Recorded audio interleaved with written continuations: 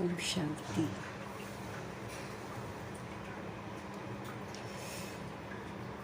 शिव बाबा,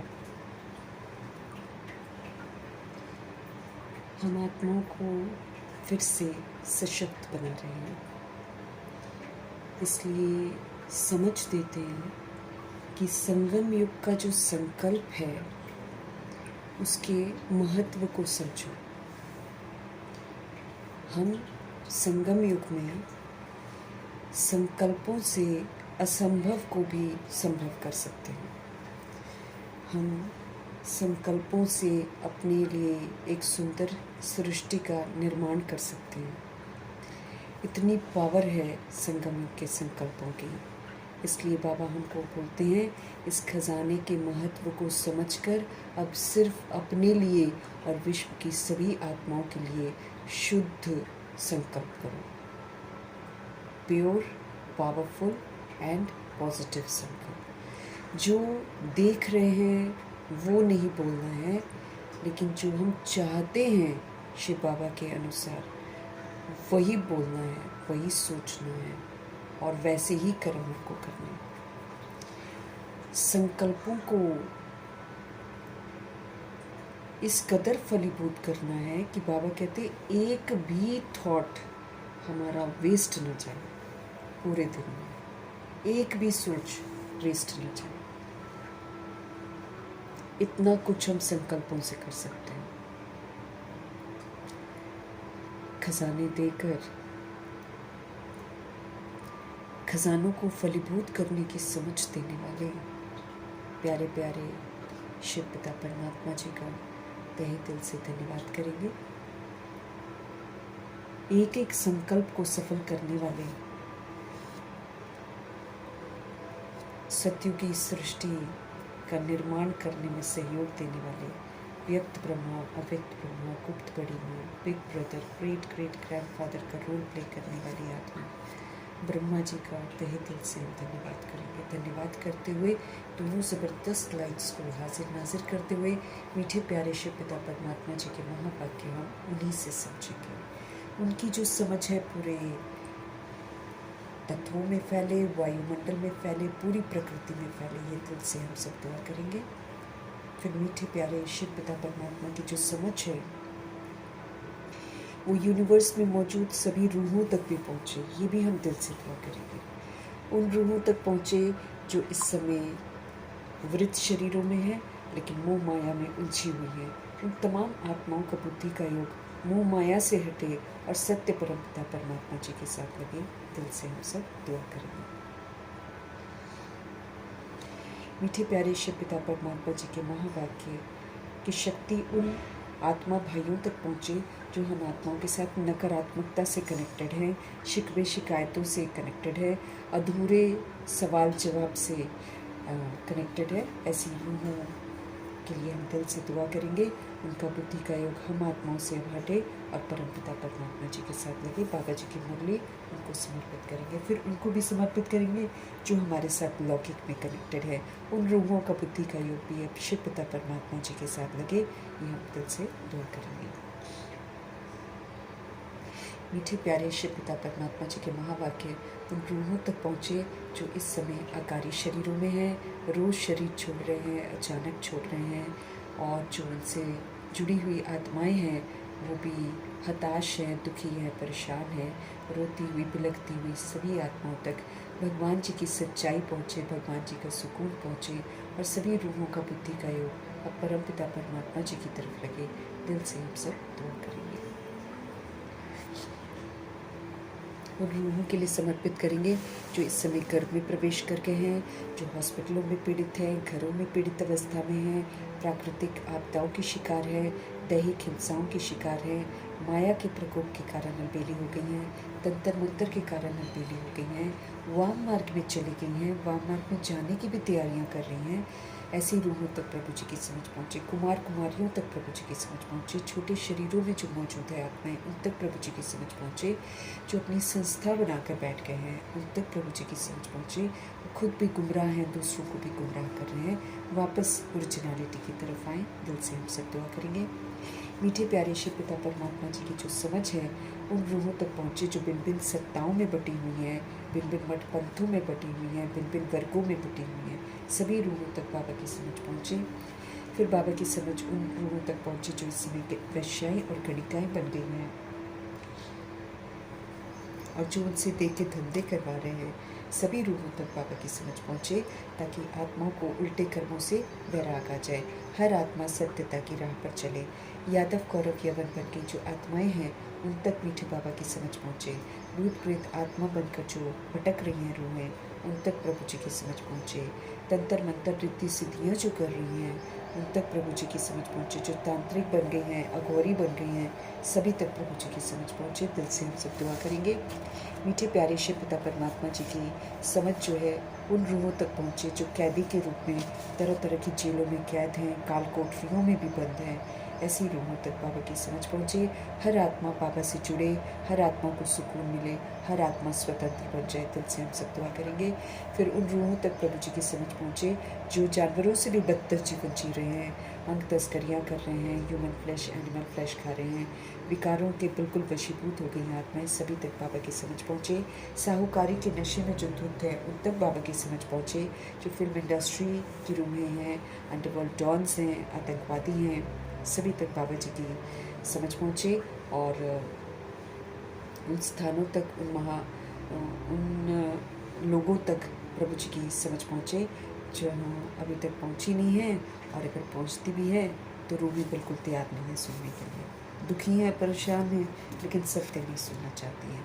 ऐसी रूहों तक भी प्रभु जी की समझ पहुँचे। दिल से हम सब दुआ करेंगे और अपने लिए भी दुआ करेंगे कि हम आत्मिक स्थिति में स्थित होकर मीठे परमपिता परमात्मा जी के एक एक बोल को अपने चित्त पर बिठाएं, और फिर जैसे जैसे हमारे शिव बाबा हमको बोलते जा रहे हैं वैसे वैसे करके हम अपने पर कल्याण करें, और फिर अपने पर कल्याण करके सभी रूहों पर कल्याण करने का जो कर्तव्य है, वो भी जो जिम्मेवारी है, जवाबदारी है, वो भी हम ज़रूर पूरी करें। इन्हीं दुआओं के साथ देखते हैं आज हमारे परमपिता परमात्मा हम आत्माओं को किस विधि से खजानों को फलीभूत करने की समझ दे रहे हैं। मीठे मीठे बाबा बोले,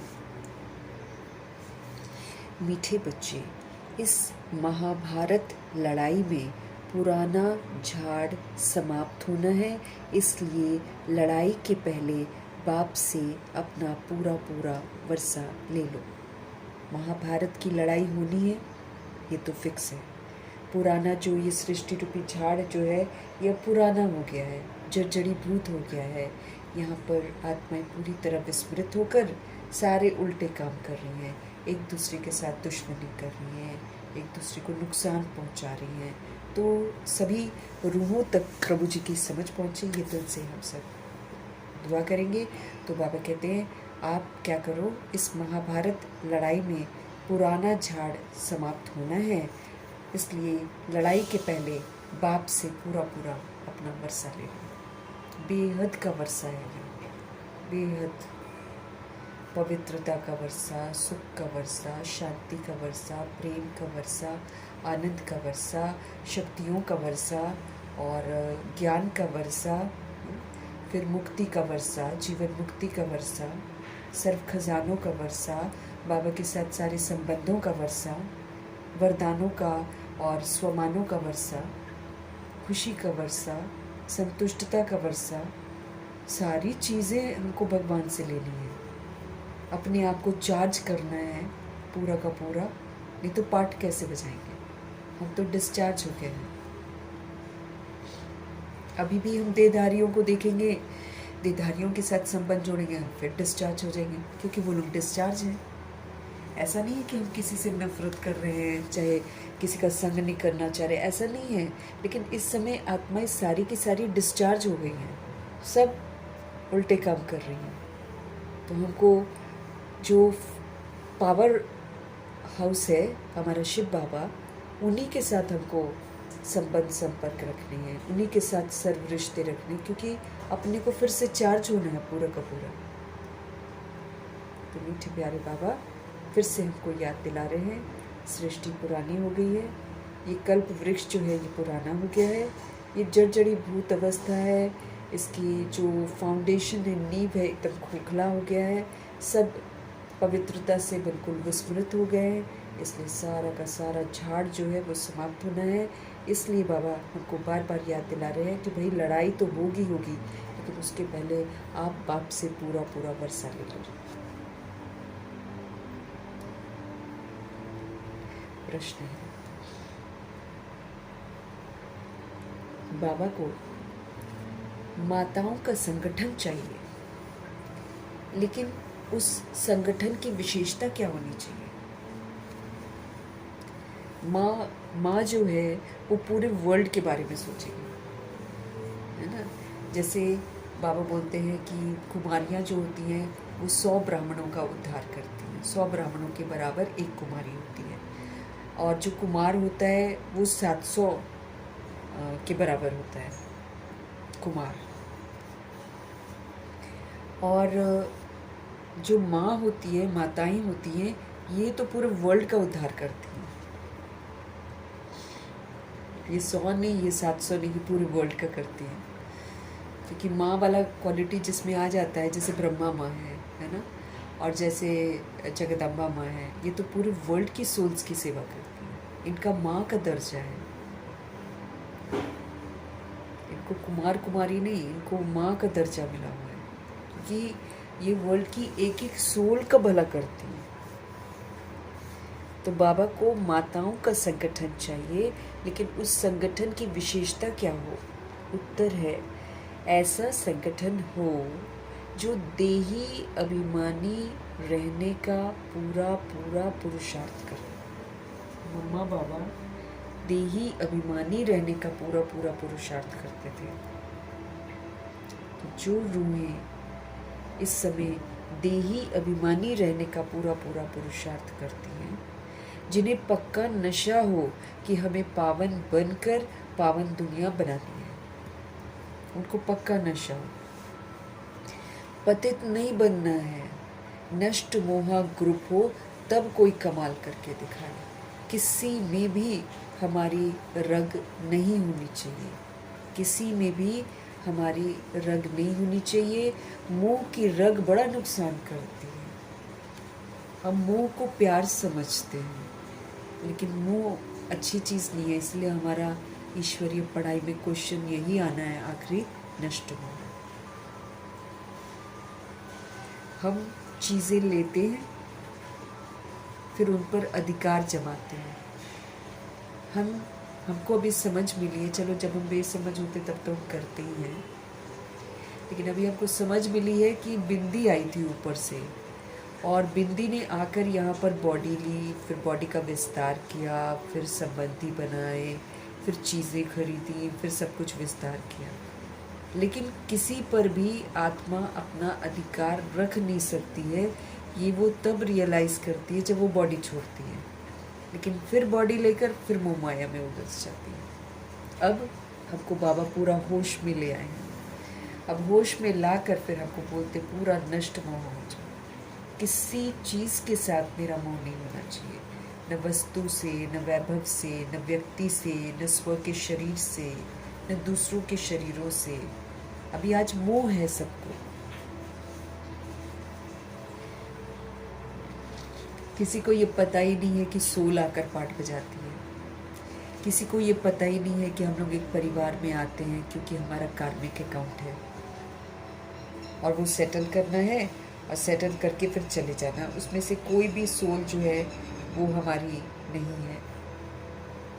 ये चीज़ आत्माएं समझती नहीं है। सब तो मेरा मेरा समझती हैं, हक उस पर जमाती हैं। फिर जब वो हक प्राप्त नहीं करने देता, कोई भी नहीं करने देगा। हक प्राप्त नहीं करने देती हैं तो फिर आत्माएं रोती हैं, बिलखती हैं, और फिर छिन जाता है। अब जैसे आजकल बहुत सारा कार्मिक अकाउंट बहुत तेज़ गति से बाहर आ रहा है, तो इसलिए आत्माएं जो हैं बहुत जल्दी जल्दी शरीर छोड़ती हैं, दूसरा ले लेती हैं। अब मोह के कारण लोग बॉडी को देख देख कर रोते हैं, और उस बॉडी को बोलते हैं कि ये मेरा है, फिर उसको जला भी देते हैं। अब जो उस बॉडी को चला रही थी वो एक आत्मा है, परमात्मा का बच्चा है, और रोल कार्मिक की वजह से आया।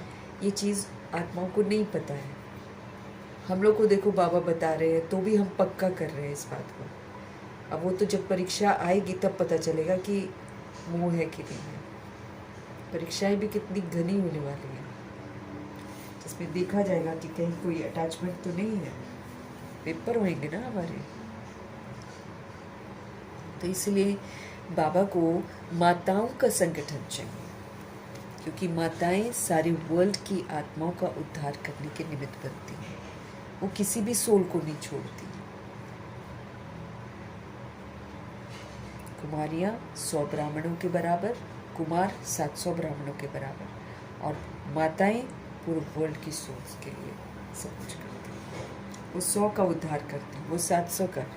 और ये जो माँ का रोल प्ले करती है, जैसे ब्रह्मा माँ रोल प्ले करते हैं, जैसे जगदम्बा माँ रोल प्ले करती हैं, ऐसी वाली माँ चाहिए, ऐसी वाली माँ का संगठन चाहिए बाबा को। वो मेल भी हो सकता है, वो फीमेल भी हो सकता है, कोई भी माँ का दर्जा, माँ का रोल प्ले कर सकता है। बस उसमें यही होता है कि वो पूरे वर्ल्ड की सोल्स का उद्धार करते हैं। ऐसा संगठन हो। अब निशानी क्या होनी चाहिए, विशेषता क्या होनी चाहिए माताओं के संगठन में? ऐसा संगठन हो जो देही अभिमानी रहने का पूरा पूरा पुरुषार्थ करे,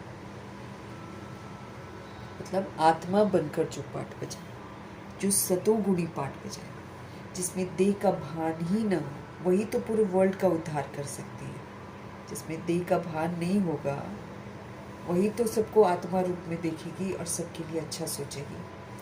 तो ऐसा संगठन हो जो देही अभिमानी रहने का पूरा पूरा पुरुषार्थ करे, जिन्हें ये पक्का नशा हो जाए कि हमें पावन बनकर पावन दुनिया बनानी है, पतित नहीं बनना है हमको।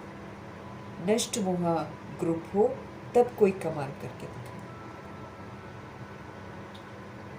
किसी के साथ मोह नहीं होगा, वही तो फिर दूसरे को भी निर्मोही बनाएगा। तो नष्ट मोह ग्रुप बाबा को चाहिए। तब बाबा कहते कोई कमाल करके दिखाए। किसी में भी रंग नहीं होनी चाहिए हमारी, किसी में भी अटैचमेंट नहीं होनी चाहिए हमारी। मुंह की रंग बड़ा नुकसान कर देती है, मुंह की रंग बड़ा नुकसान कर देती है बाबा कहते। वो फिर हमको लिमिटेड कर देती है। फिर जिससे मोह होगा ना, उसके लिए ज़्यादा सोचेंगे और फिर बाकियों के लिए नहीं सोचेंगे। ये वाली चीज़ हो जाती है। लेकिन जब हम निर्मोही बन जाएंगे तब हम सभी के लिए एक जैसा सोचेंगे। खूब शांति। मीठे मीठे बच्चे ये जानते हैं कि मीठा बाबा हमको स्वर्गवासी बनाने के लिए यहाँ पर आए हैं। मीठे मीठे बच्चे ये जानते हैं कि मीठा बाबा हमको स्वर्गवासी बनाने के लिए आए हैं। लोग समझते हैं स्वर्गवासी मतलब मर जाना। यहाँ पर स्वर्गवासी वो होते हैं जो स्वर्ग बाबा स्थापन करते हैं, जो जन्नत बाबा इस सृष्टि पर स्थापन करते हैं, उसमें जाने का जो हक प्राप्त करती हैं आत्माएं, वो स्वर्गवासी कहलाती हैं।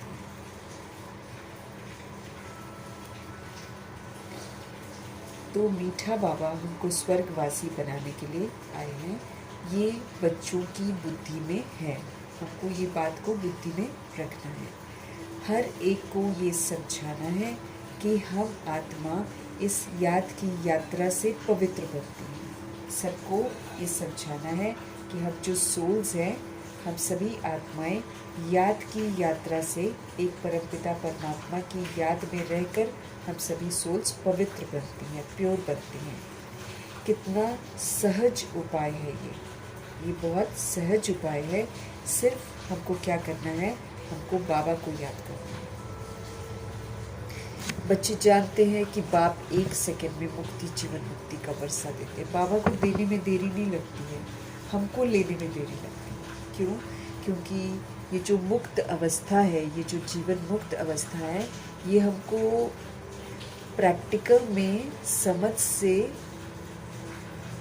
धारण करनी है, जीवन बंध से बाहर आना है। अभी तो हम जीवन बंध में बंध जाते हैं ना कलयुग में।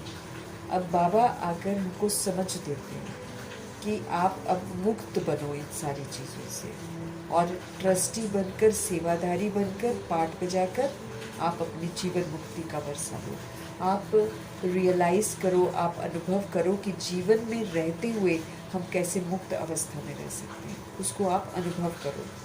तो बच्चे जानते हैं कि बाप 1 सेकंड में हमको मुक्ति, जीवन मुक्ति का वर्षा दे देते हैं। वो तो हमको अपनी तरफ से तो दे देते हैं, अब इस वर्षे को मुझे लेना है।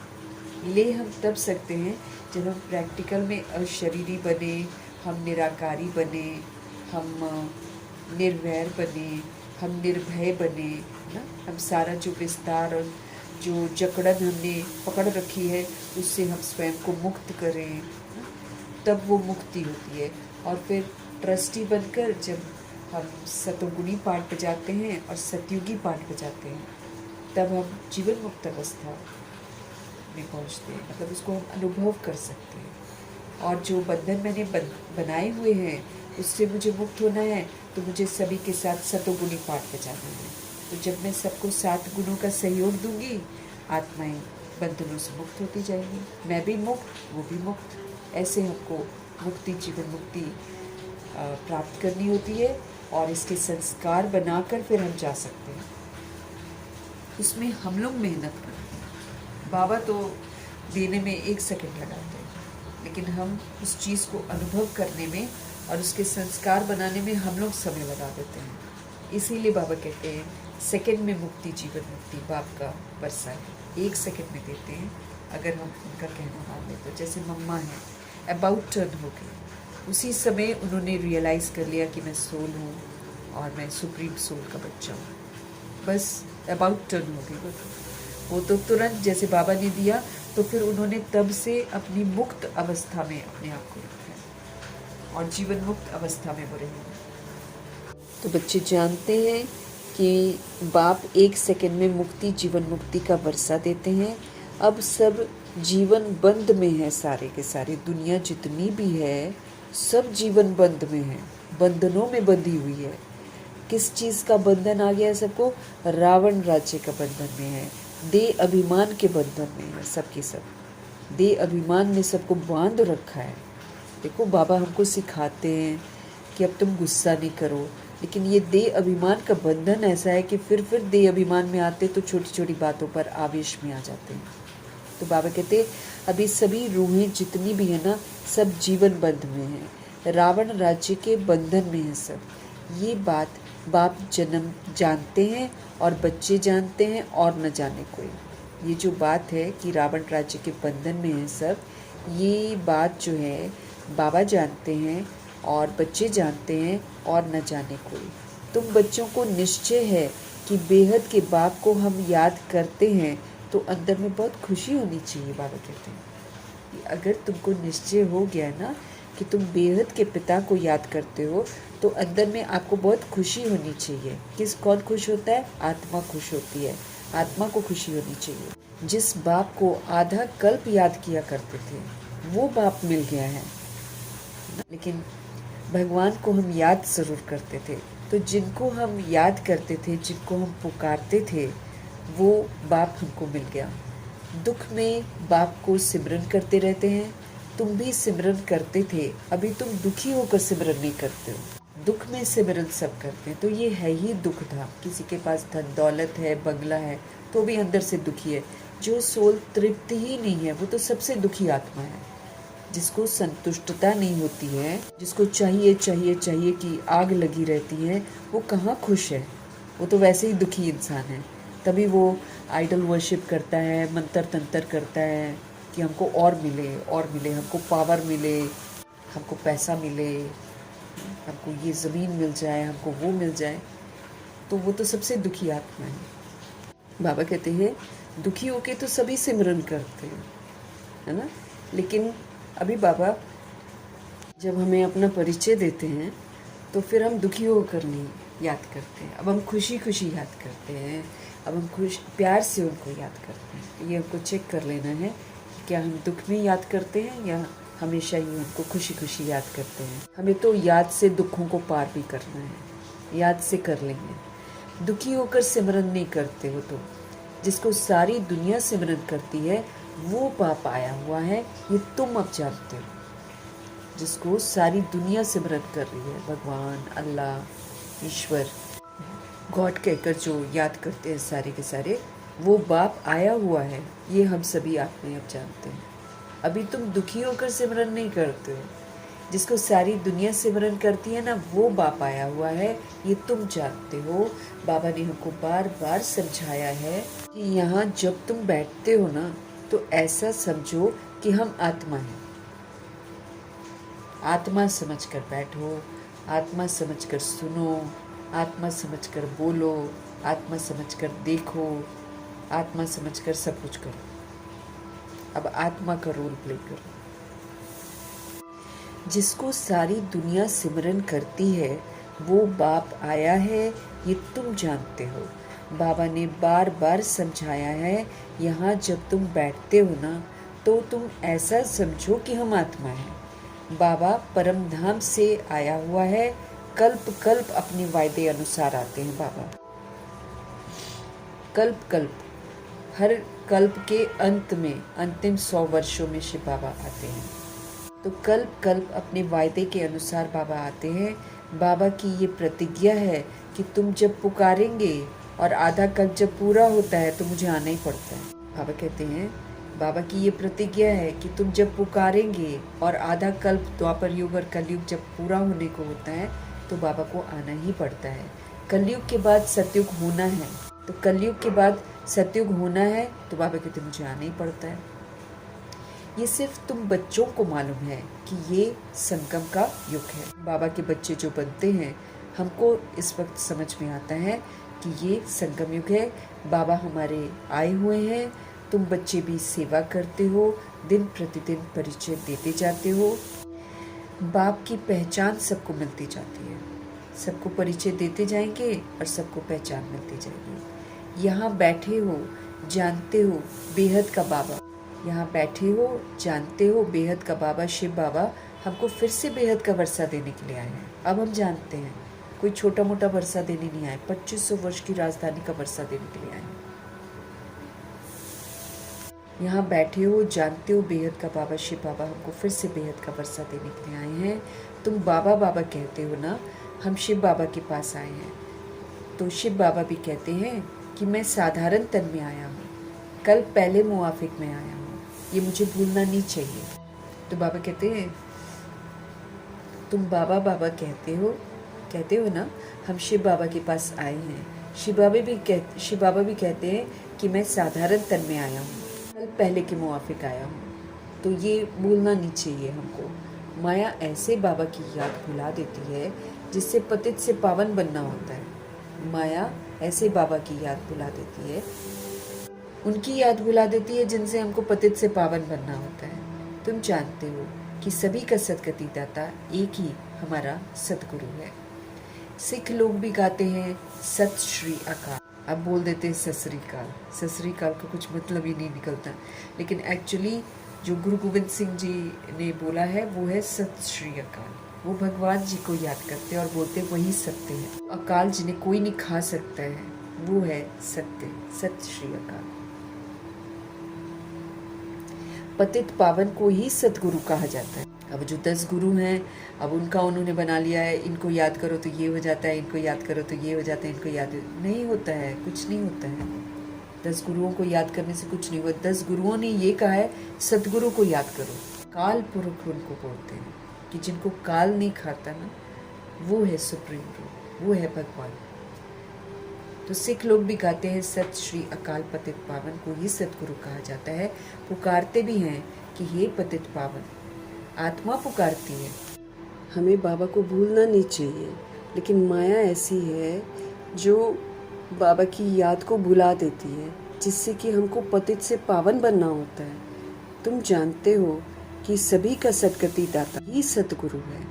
सिख लोग भी गाते हैं सत श्री अकाल पतित पावन को ही तो सतगुरु कहा जाता है। पुकारते भी हैं ये पतित पावन, आत्मा पुकारती है। अभी तुम जानते हो हम यहाँ पर आए हैं, सम्मुख बाप से मिलने के लिए आए हैं। बड़े बड़े आदमी एक दो के पास मिलने जाते हैं तो उनकी कितनी महिमा होती है, धूमधाम से एंजॉय के लिए, है ना। तो बैंड बाजे आदि बजाते हैं खुशी के। तो ये गुप्त वेश में कौन आया हुआ है ये तो तुम ही जानते हो। उनको कहा जाता है दूर देश का रहने वाला मुसाफिर। हमारे शिव बाबा दूर देश के रहने वाले मुसाफिर हैं। आते हैं चले जाते हैं, आते हैं चले जाते हैं। बाबा कहते हैं ना, तुम मुसाफिर नहीं हो, तुम हो मुसाफिर, लेकिन तुम जब एक बार आते हो तो तुम यहीं पर रह जाते हो, फिर मैं तुमको लेकर जाता हूँ। लेकिन बाबा तो आते हैं चले जाते हैं, ऐसे करते हैं। तो असल में मुसाफिर हमारे शिव बाबा हैं। तुम जानते हो हम आत्माएं परम धाम की रहने वाली हैं। अब हमको समझ में आया है कि हम सोल्स हैं और हम परम धाम के रहने वाले हैं। यहाँ मुसाफिर बनकर आते हैं पाठ बजाने के लिए। एक एक अक्षर जो बाबा हमको समझाते हैं दुनिया में कोई नहीं जानते। अब बाबा हमको बोलते हैं कि तुम मुसाफिर हो, तुम मेहमान हो यहाँ पर। तुम शरीर में भी मेहमान हो तो इस दुनिया में भी मेहमान हो। अब तुमको वापस घर चलना। तो ये हम अब जानते हैं कि हम सोल्स परम धाम की रहने वाली हैं।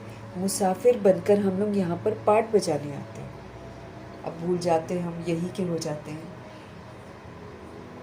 एक एक अक्षर जो बाबा हमको बताते हैं, एक एक अक्षर जो बाप हमको समझाते हैं, वो दुनिया में कोई नहीं जानता, कोई भी नहीं जानता। तुम बाप से सुन रहे हो, वो अच्छी रीति धारण करना चाहिए। हम बाबा से सच्चाई सुनते हैं, इसको हमको अच्छी रीति धारण करना है। बाबा समझाते हैं तुम सब मुसाफिर हो इस कर्म क्षेत्र में।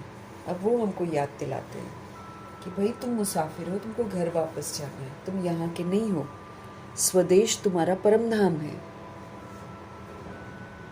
बाप समझाते हैं तुम सब मुसाफिर हो इस कर्म क्षेत्र में, हम शांति धाम के रहने वाले हैं। फिर यहाँ टॉकी वर्ल्ड में आते हैं, हम वहाँ पर चुप रहते हैं। फिर इस दुनिया में आते हैं, बॉडी लेते हैं। पहले हम लोग देवता जब होते हैं तो कम बात करते हैं, क्योंकि कम बोलने का संस्कार बाबा संगम युग में सिखाते हैं। मतलब फालतू बात नहीं करना है, ज्ञान की बात करो, लेकिन और फालतू कोई बात नहीं करनी है, ऐसा बाबा हमको बोलते हैं। हम इस वर्ल्ड में एकदम टॉकी बन जाते हैं, धीरे धीरे हम टॉकी बन जाते हैं। सतयुग में कम बात करते हैं, संगम युग में कम बात करना सीखते हैं, त्रेता युग में थोड़ा सा उससे ज़्यादा बात करते हैं, द्वापर युग में थोड़ा सा उससे ज़्यादा बात करते हैं, कलयुग में सिर्फ बात ही करते हैं, आलतू फालतू बातें करते हैं। तो यहाँ बातूनी हो जाते हैं टॉकी वर्ल्ड में।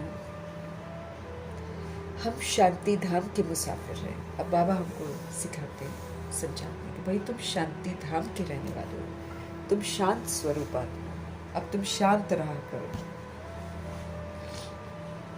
84 जन्मों का पाठ यहाँ बजाते हो, बताते हैं तुम 84 जन्मों का पाठ यहाँ पर बजाते हो। आखिर ये अंत का समय है, आखिर ये अंत का समय है। तो शिव बाबा आए हुए हैं पुरानी सृष्टि को नया बनाने के लिए। शिव बाबा आए हुए हैं पुरानी सृष्टि को नया बनाने के लिए। ये भी तुम जानते हो, चित्र भी बिल्कुल क्लियर है। अब जो जो बाबा बोलते जा रहे हैं वो चित्र पर बिठाते जा रहे हैं, और अनुभव बाबा कहते करो कि तुम यहाँ के नहीं हो, तुम परम धाम के रहने वाले हो, तुम ज्योति बिंदु हो, तुम यहाँ बॉडी लेकर पाठ बजाते हो। ऐसे बाबा चाहते हैं कि जो जो वो सुनाते जा रहे हैं वो मेरे चित्त पर रिकॉर्ड होता जाए।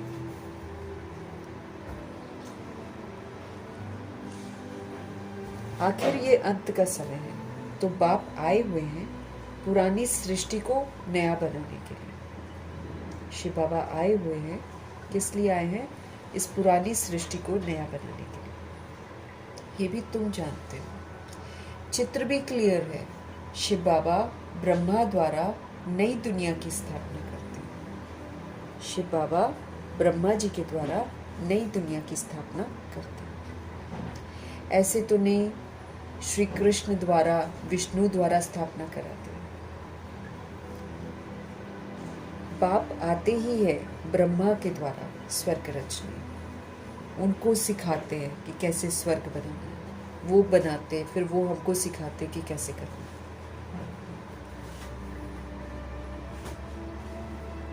बाप आते ही हैं ब्रह्मा के द्वारा स्वर्ग रचने, बाप आए हैं किसमें? साधारण तन में। ये दुनिया, ये तो है ही पतित, ये दुनिया है ही पतित, एक भी यहाँ पावन नहीं है, बाबा कहते हैं। जबकि पहले नंबर वाले लक्ष्मी नारायण भी पतित बनते हैं, जो पावन थे वही पतित बने हैं, सारी डिनेस्टी सहित। फिर बाकी लोग भी जितने थे सतयुग त्रेता युग में, सब के सब पतित बने, सब विस्मृत हो गए। तो जबकि पहले नंबर वाले लक्ष्मी नारायण भी पतित बनते हैं, जो पावन थे वही पतित बने, सारी डिनेस्टी सहित। तुम जानते हो, हम जो डीटी धर्म वाले थे वो अब शूद्र धर्म वाले बन गए, हम जो देवी देवता धर्म वाले थे वो अब हम क्या बन जाते हैं? शूद्र धर्म वाले बन जाते हैं, हम देह अभिमान में आ जाते हैं। भल अमेरिका आदि में बड़े बड़े साहूकार रहते हैं, परंतु सत्युग के सामने अमेरिका तो कुछ भी नहीं है। सोने के महल थोड़े ही हैं, और फिर लोग पवित्र थोड़ी है। सबसे बड़ी बात तो ये है, सृष्टि क्या सत्युग जैसी है? बिल्कुल नहीं है। ये तो लेट आता है ना, अमेरिका लेट आता है, इसीलिए उसमें अभी थोड़ा सा सहूलियत वगैरह है। वो भी अब देखो स्थितियाँ तो खराब होती चली जा रही हैं, लेकिन लोग समझते हैं कि अमेरिका बहुत अच्छा है, परंतु सत्युग के सामने अगर अमेरिका को भी रखे तो कुछ भी नहीं है। ये सब पिछाड़ी में बने हैं, इसलिए अभी सहूलियत है उसमें। लोग सोचते हैं ना कि वहाँ पर ये है, वहाँ तमो प्रधान वो भी बन जाता है, लेकिन चूंकि वो आखिरी के जैसे ड्रामा के आखिरी 100 वर्षों में आता है, इसलिए वहाँ की जो स्थिति है और भारत की जो स्थिति है फिर अंतर हो जाता है, क्योंकि भारत तो 5000 साल पूरा इसमें ड्रामा का पार्ट चलता है। भारत तो पुराना हो गया है, अमेरिका तो अभी 100 वर्ष में आता है, इसलिए वहाँ की चीज़ें जो है लगता है लोगों को कि वहाँ पर बहुत एडवांस्ड है और सब अच्छा है, लेकिन देखो अब वो भी तमो प्रधान रूप ले रहे हैं। वहाँ भी लड़ाई झगड़े मारा मारी सब कुछ तो चल ही रहा है। और बाबा कहते हैं अगर तुम सत्युग के सामने रखो तो कुछ भी नहीं है, ये सब पिछाड़ी में बने हैं, ये खाली अल्पकाल का भक्का है, बस दिखावा है। सेकंड में ये भी खत्म हो जाएगा। अभी बॉम्ब से सब कुछ खत्म ही तो कर देंगे ये लोग, फिर कल्प के बाद फिर अमेरिका की खोज करेंगे। अभी सब जितने भी इलाके हैं सारे खत्म हो जाएंगे। बाबा कहते हैं ये सिर्फ थोड़े समय का भक्का है जो दिखता है, जिसको देखकर इंसान सोचता है कि यहाँ पर बहुत तरक्की है, यहाँ लाइफ बहुत अच्छी है। जाकर देखो फिर हकीकत पता चलती है, कुछ भी नहीं है। बाबा कहते हैं ये सिर्फ थोड़े समय का भक्का है, विनाश तो इसका भी होना ही है।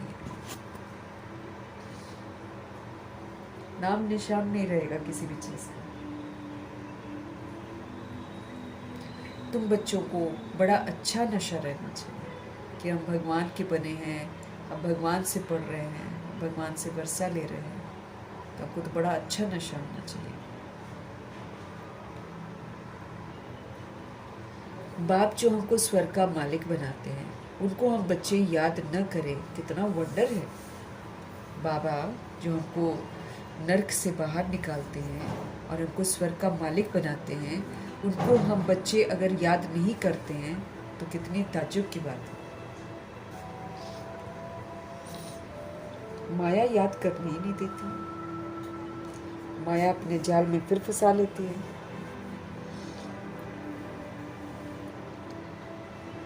मोबाइल है सबसे बड़ी माया। देखो और उलझ जाओ, और आप देखेंगे जब आप देखते हैं उलझते हैं घंटों बीत जाते हैं। अब जितने घंटे बीत गए और हमने बाबा को याद नहीं किया, वो सारा पाप के खाते में जमा हो गया।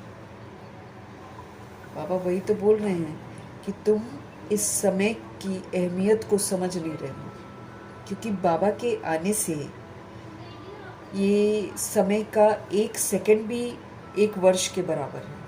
तो अगर हम एक सेकंड सफल करते हैं तो हम एक वर्ष की प्रारब्ध बना लेते हैं। इसकी एक एक चीज़ की अहमियत है। लेकिन बाबा कहते हैं ये माया याद ही नहीं करने देती है, उलझा लेती है अपने आप में। फिर हम कितने सेकंड वेस्ट, हमारे ऊपर बहुत बड़ी जवाबदारी है। बाबा कहते हैं, बोलते ना, व्यर्थ न गंवाने की तुम्हारे ऊपर बहुत जिम्मेवारी है और बहुत जवाबदारी है। टाइम वेस्ट करेंगे तो फिर टाइम सज़ा देता है बाद में। फिर जब हम उस समय रियलाइज़ करेंगे ना, थोड़ा सा और टाइम मिल जाए, थोड़ा सा और टाइम मिल जाए, नहीं मिलेगा, फिर उस समय पश्चाताप करते हैं। बाबा कहते हैं माया याद ही नहीं करने देती है। तुम बच्चे अभी ऐसे कहते हो, बाबा माया हमको याद करनी नहीं देती है, ऐसे बोल देते हैं हम लोग। अरे बाबा, जो तुमको 21 जन्मों के लिए स्वर्ग का मालिक बनाते हैं, उनको तुम याद नहीं कर सकते हो। ताज्जुब होता है ना बाबा को। बाबा बोलते हैं कि अरे बाबा, जो तुमको 21 जन्मों के लिए स्वर्ग का मालिक बना रहे हैं, उनको तुम याद नहीं कर सकते। प्रजा भी तो स्वर्ग का मालिक बनती है, सब सुखी रहते हैं वहाँ। अभी तो सब दुखी है यहाँ पर। प्राइम मिनिस्टर, प्रेसिडेंट आदि को तो रात दिन चिंता लगी रहती है। लड़ाई आदि में कितने मरते रहते हैं। तुम जानते हो महाभारत लड़ाई भी मशहूर है, परंतु उसमें क्या हुआ था ये किसी की बुद्धि में नहीं।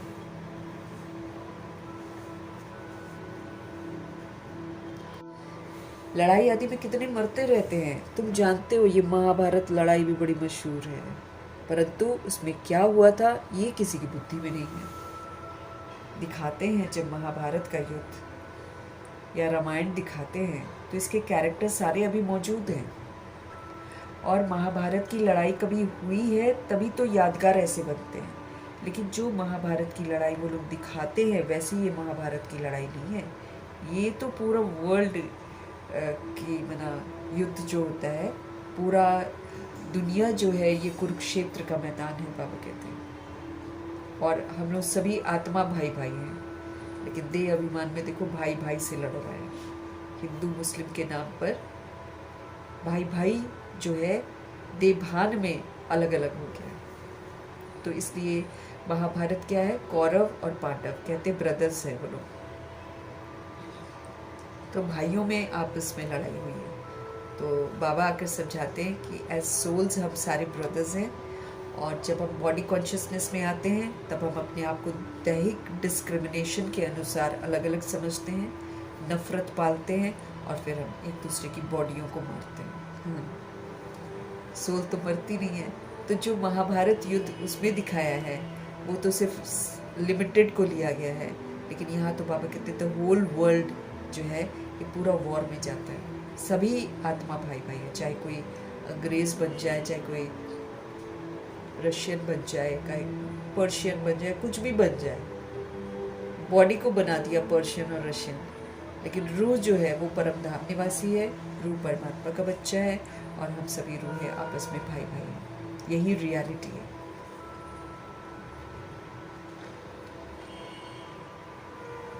महाभारत लड़ाई भी मशहूर है, परंतु उसमें क्या हुआ था ये किसी की बुद्धि में नहीं है।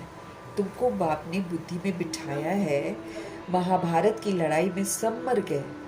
कितनी बड़ी मनुष्य सृष्टि है ना। 800 करोड़ आबादी दिखाते हैं, सब के सब शरीर खत्म हो जाएंगे और सारी रूहें वापस घर। महाभारत की लड़ाई में सब मर गए। कितनी बड़ी मनुष्य सृष्टि है। आत्माओं का भी झाड़ है। झाड़ पहले नया होता है ना, वहां पर फिर आदि सनातन देवी देवता धर्म होता है, तो बहुत छोटा होता है, फिर वृद्धि को पाता है। फिर तुम जानते हो कि पहले जब डीटी धर्म था तो कितना छोटा झाड़ था, आदि सनातन देवी देवता धर्म था, अब तो कितने वैरायटी धर्म हो गए। इस महाभारत लड़ाई द्वारा इन सभी का विनाश हो जाना। ये जो भाई भाई आत्माएं देह अभिमान में लड़ेंगे, इसी में सभी के सभी जो हैं धर्म जो बनकर बैठे हुए हैं वो सारे के सारे विनाश हो जाएंगे। सिर्फ एक पवित्रता का धर्म रह जाएगा। तो बाबा कहते हैं ये जो महाभारत लड़ाई है ना, इसी द्वारा सभी धर्मों का विनाश हो जाएगा। जो देह अभिमान में बनाए गए धर्म है उनका विनाश होता है।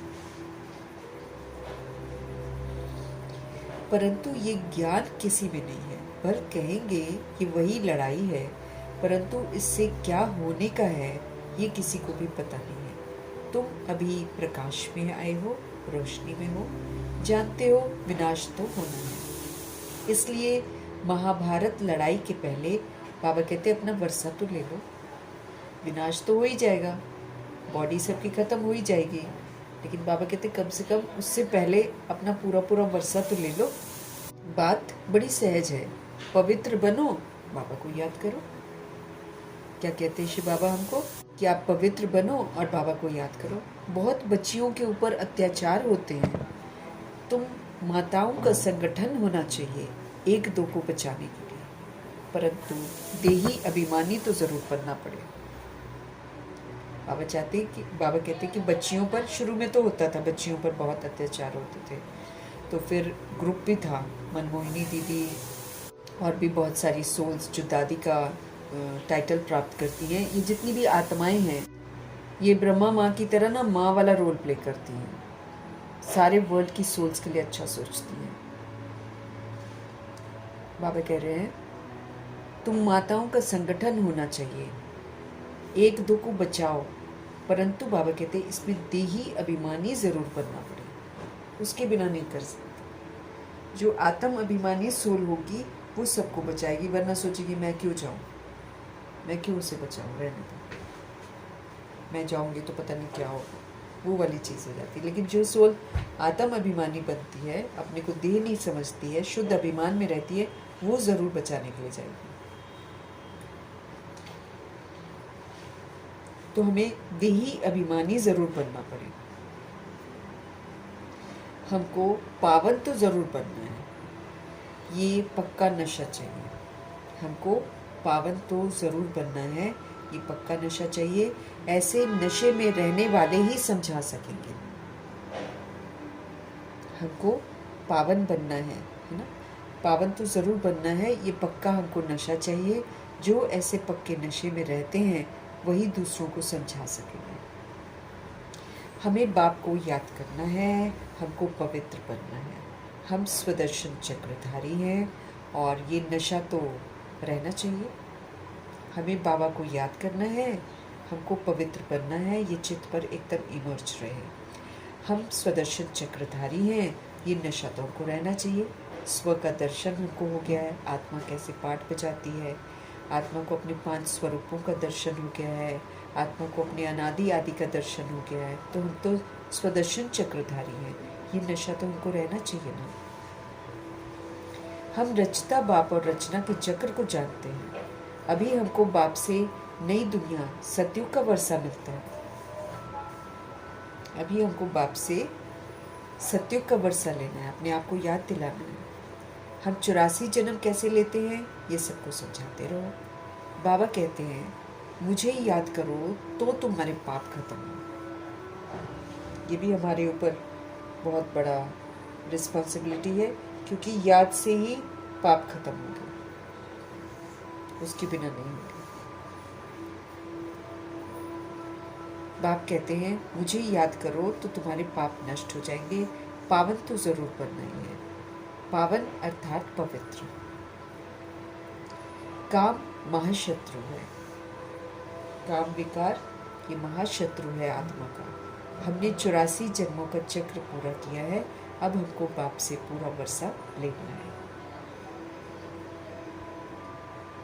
अपने आप को समझाना है कि ये जो समय चल रहा है इसमें मुझे क्या करना है। हमने 84 जन्मों का चक्र पूरा किया, अब बाप से वर्षा लेना है। बाप कहते हैं मुझे याद करो तो तुम्हारे विक्रम विनाश होंगे। बार बार मुझे याद दिलाना है अपने आप को कि मैं याद करूँगी तो मेरे 63 जन्मों के विकर्म विनाश होंगे और नया विकर्म और नहीं बनेगा। और जैसे हम याद भूलते हैं हम फिर से विकर्म कर लेते हैं। यहाँ तो आते हो आप रिफ्रेश होने के लिए मधुबन में। मुझ बाप को याद करो, 21 जन्मों का बरसा लेना है, तभी कमा पाएंगे ना। बाबा को याद करेंगे तो हम सर्वगुणों से संपन्न बनेंगे। बाबा को याद करेंगे तो 16 कला संपूर्ण बनेंगे। बाबा को याद करेंगे तो संपूर्ण निर्विकारी बनेंगे। बाबा को याद करेंगे तो मर्यादा पुरुषोत्तम बनेंगे। बाबा को याद करेंगे तो संपूर्ण अहिंसक बन सकेंगे। बाबा को याद करेंगे तो अपनी प्रारब्ध अच्छी बना सकेंगे, सारे खजाने फलीभूत कर सकेंगे, क्योंकि बाबा ताकत देते हैं। बाबा को याद करेंगे तो देवभान से विस्मृत होंगे, देह के विस्तार से विस्मृत होंगे। सब कुछ तो बाबा की याद से कर सकते। बाबा को याद करेंगे तो हम पूरा चार्ज होंगे।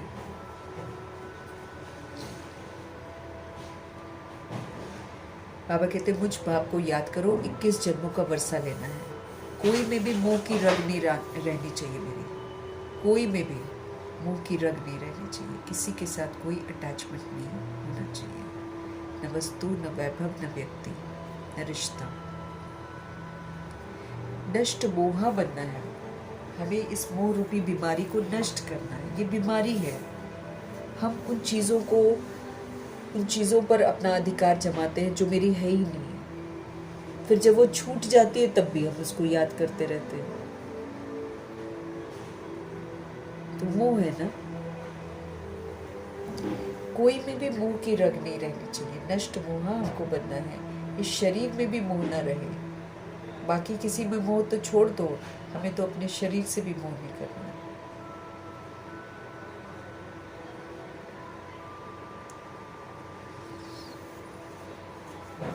मुझ बाप को याद करो, 21 जन्मों का वर्षा लेना है।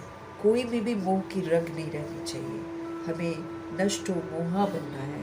हमारा ईश्वरीय पढ़ाई का आखिरी क्वेश्चन और उसका आंसर है स्मृति स्वरूप बन जाओ। आत्मा परमात्मा का बच्चा हो, उस स्वरूप में लौट जाओ, तो आप सारे मोह जो है आपके अंदर वो नष्ट हो जाएंगे।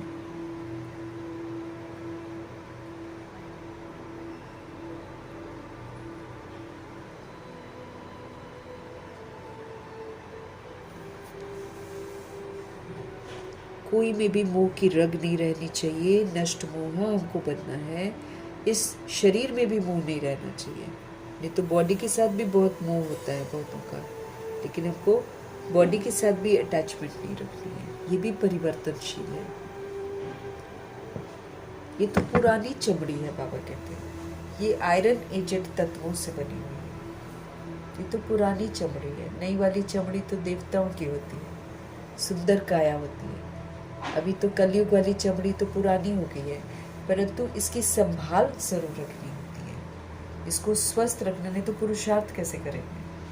पुरुषार्थ के नजरिए से इसको ठीक रखना है। इस नजरिए से नहीं कि हम देह के भान में इसको ठीक रख रहे हैं, लेकिन नहीं, मुझे पुरुषार्थ करना है, मुझे संपूर्ण बनना है, मुझे संपन्न बनना है। इसलिए इसका खास जो है हम ध्यान रखेंगे सात्विकता से। इसको सात्विक खान पान देना है, शुद्ध संकल्प करने हैं, तो हमारा बॉडी ठीक रहेगा। अगर मेरी सोच प्योर हो जाएगी और सब कुछ बोल भी प्योर हो जाएंगे, तो वो हमारी बॉडी को रेडिएट करेंगे। जब हम पॉजिटिव सोचेंगे तो बॉडी ठीक होती जाएगी, पावरफुल सोचेंगे तो बॉडी ठीक होती जाएगी। ये सुंदर विधियाँ बाबा ने हमको बताई हुई हैं, कैसे हम फिर से हेल्दी हो सकते हैं, कैसे बॉडी को ठीक रख सकते हैं। बाकी इससे अट्रैक्ट नहीं होना है। ये ज़रूर समझना है कि ये ख़त्म हो जाएगा या ये परिवर्तनशील होगा, तो इसके परिवर्तन को देखकर दुखी नहीं होना है।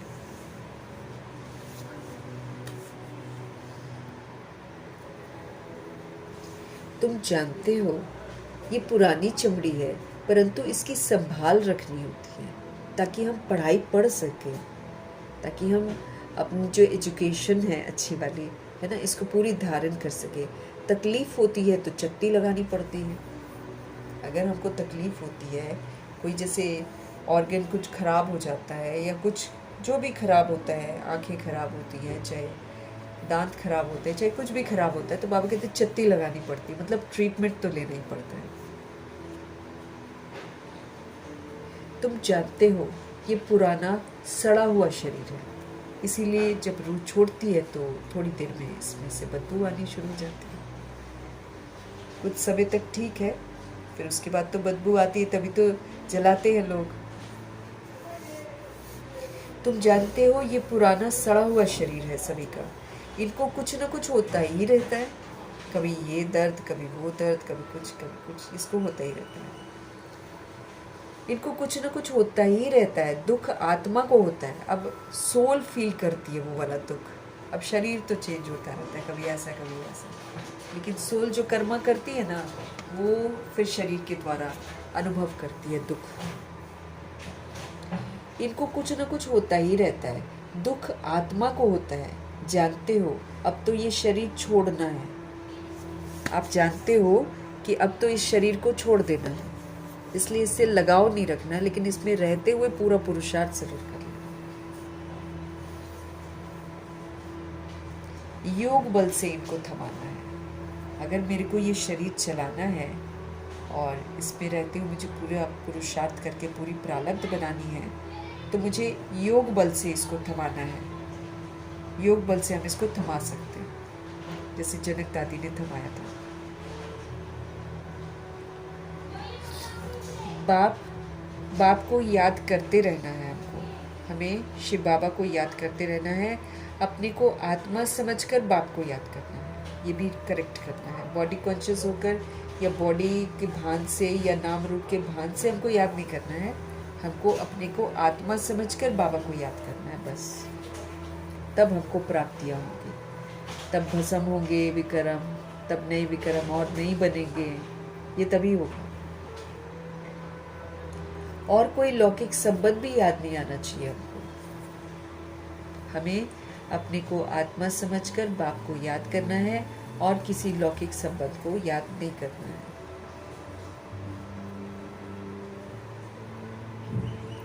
मैं देह नहीं आत्मा हूँ, मैं देह नहीं आत्मा हूँ। बाप कहते हैं मैं तुम आत्माओं को वर्षा देने के लिए आया हूँ।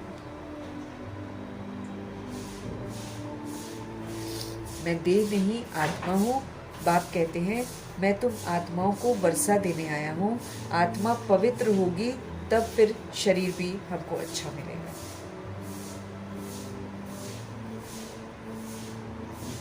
बाप कहते हैं मैं तुम आत्माओं को वर्षा देने के लिए आया हूँ।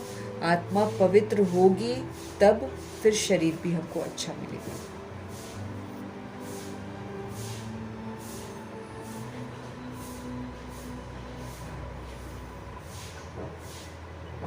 तुम जानते हो अभी हमारी आत्मा पावन बननी है।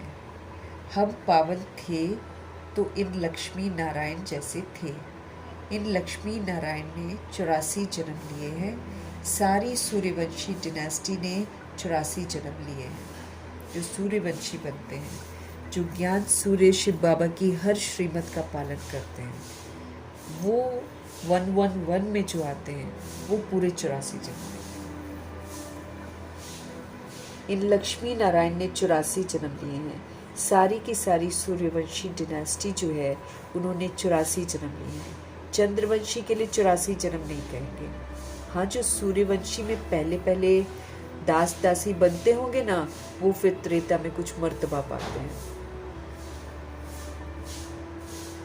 जो सूर्यवंशी में पहले दास दासी, देखो बाबा यूँ बोल रहे हैं कि सारी सूर्यवंशी डिनेस्टी जो है, जो 111 में आती है, वो सबने 84 जन्म लिए। चंद्रवंशी 84 जन्म नहीं लेते हैं। हाँ, जो सूर्यवंशी में पहले दास दासी बनते हैं ना, वो त्रेता में कुछ मर्तबा पा लेते हैं।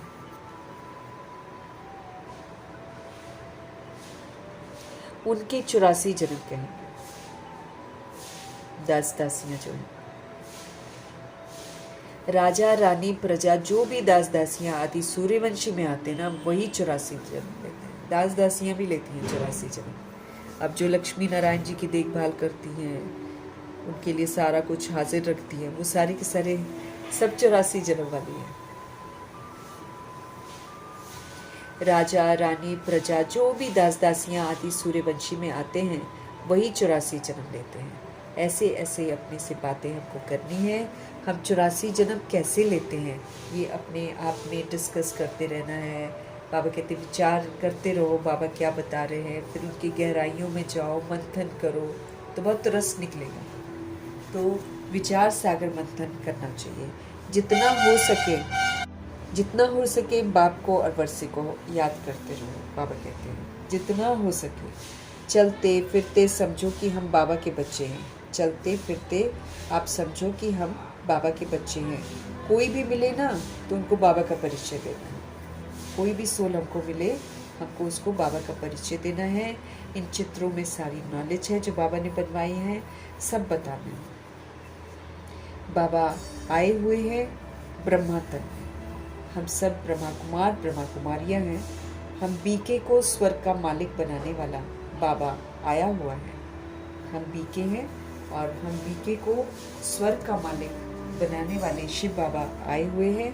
सब आत्माओं का बाप एक ही है। हम ब्रह्मा कुमार ब्रह्मा कुमारियाँ हैं। नया जन्म है हमारा। अपने अपने कार्ड भी दिखा सकते हो। कहाँ ऑफिस आदि में भी कार्ड दो, परंतु समझ नहीं सकेंगे ये बीके है कौन। अनेक प्रकार की रुकावटें आती हैं, विघ्न आते हैं। गवर्नमेंट को भी समझाया जाता है कि हमारी ये फैमिली है, दादा और बाबा है। दादा द्वारा हम वर्षा ले रहे हैं, ये याद रखने से फिर हमको खुशी रहनी चाहिए। मिल्कियत तो दादे की है ना, मिल्कियत तो दादे की है। पोतरों का हक है, इसमें पूरा हिस्सा बांटकर बाबा देंगे। पौत्रों का हक है, पूरा हिस्सा बांटकर लेते हैं। तुम भी जानते हो शिव बाबा से ब्रह्मा द्वारा हम वर्षा लेते हैं। ये हमको याद रखना चाहिए। पढ़ना है और फिर हमें पढ़ाना भी है। ये बाप का फर्ज है बच्चों की पालना करना। जब तक कुमार कुमारी बालिग न बने बाप को उनकी संभाल करनी है। बच्चों का काम है पढ़ना। पढ़ते हैं अपने पैरों पर खड़ा होने के लिए।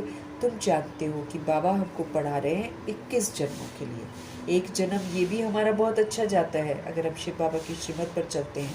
और 2500 वर्ष की राजधानी में 20 जन्म जो लेते हैं वो भी फिर अच्छी रीति हम जीते हैं। तो अभी कमाना है हमको। शिव बाबा हमको 21 जन्मों के लिए पढ़ा रहे हैं। फिर हम अपने पैरों पर खड़े रहेंगे। हम जितना पढ़ेंगे उतना हम उच्च मर्तबा पाएंगे। क्योंकि पढ़ाई हमको क्या करती है, सर्वगुणों से संपन्न बनाती है, बेदाग बनाती है, संपूर्ण निर्विकारी बनाती है, संपूर्ण अहिंसक बनाती है, 16 कलश संपूर्ण बनाती है पढ़ाई। तो इसी से फिर हमको मर्तबा मिलता है। तो जितना हम पढ़ेंगे उतना ऊंच मर्तबा पाएंगे। तुम खुद कहते हो हम यहाँ आते हैं श्री लक्ष्मी व श्री नारायण बनने के लिए। हमको याद रखना है कि हम आते हैं बाबा के पास ताकि हम लक्ष्मी और नारायण की डिनेस्टी में आएँ। ये सत्य नारायण की कथा है। ये मुरली कोई को पता नहीं है कि ये लक्ष्मी नारायण 84 जन्म कैसे लेते हैं। राधे के भगत होंगे तो कहेंगे राधे हाजिरा हजूर है, जिधर देखो राधे ही राधे। और श्री कृष्ण के पुजारी कहेंगे श्री कृष्ण ही श्री कृष्ण है, शिव ही शिव है। ये गुड़धानी कर दी है, सारा मतलब मिक्सअप कर दिया है। कोई राधे राधे बोल रहा है, कोई कृष्ण कृष्ण बोल रहा है, कोई शिव शिव बोल रहा है। किसी को कुछ समझ में नहीं आता है, सारा कन्फ्यूजन आ गया है। बाबा कहते हैं ईश्वर राधे श्री कृष्ण सब सर्वव्यापी हैं। ईश्वर राधे श्री कृष्ण को बोलते हैं जहाँ देखो यही है, जहाँ देखो यही है। तो सबको सर्वव्यापी बना दिया है। ये सब ईश्वर के रूप है। भगवान ने ये रूप धारण किए हैं, ऐसा बोलते हैं। जिधर देखो उधर तू ही तू है। कहेंगे कृष्ण भी भगवान है, राधा भी भगवान है, सब भगवान है। भगवान ने ये रूप धारण किए हैं। सारे कंफ्यूज्ड हैं। जिधर देखो उधर तू ही तू है बोलते हैं। बिल्कुल बेसमझ बन पड़े हैं सब के सब। बाबा कहते हैं ये दुनिया है ही विकारी, ये दुनिया है ही पतित, विकारी पतित दुनिया है। और सत्युग जो है वो निर्विकारी दुनिया है, पावन दुनिया है। वॉइसलेस वर्ल्ड का अर्थ ही है स्वर्ग। निर्विकारी दुनिया को क्या बोलते हैं, स्वर्ग बोलते हैं। वॉइसलेस वर्ल्ड का अर्थ ही है स्वर्ग।